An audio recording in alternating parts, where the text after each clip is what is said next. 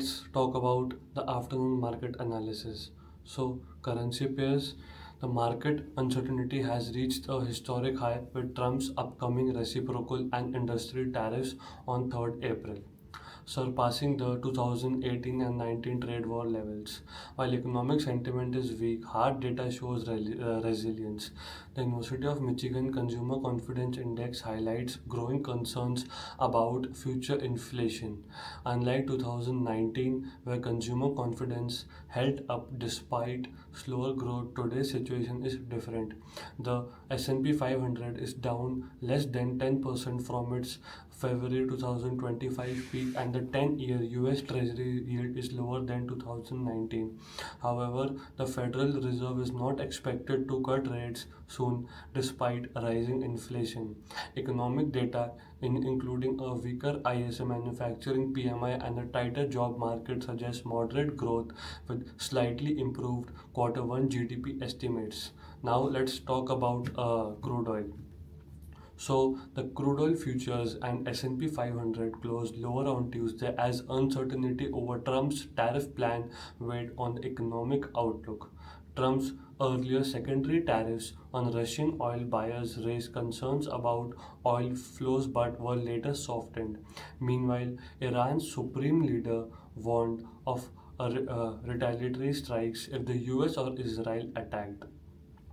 There are multiple evolving risks affecting oil supply, but demand side risks now seem more significant. This unpredictability has kept oil prices volatile.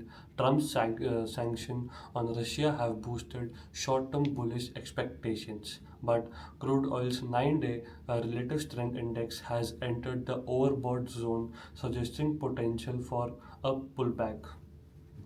Despite volatile price fluctuations, oil closed the first quarter flat. Traders are balancing geopolitical risk, oversupply concerns, and OPEC plus increased production plan.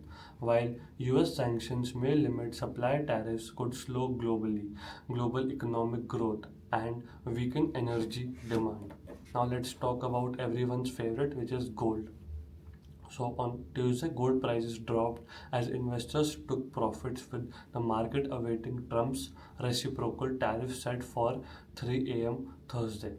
Investors expect the tariff to be broad, with rates possibly reaching 20%. Weak economic data has increased concerns about the US economy, with the interest rate market pricing in a 78 basis point rate cut by Federal Reserve this year.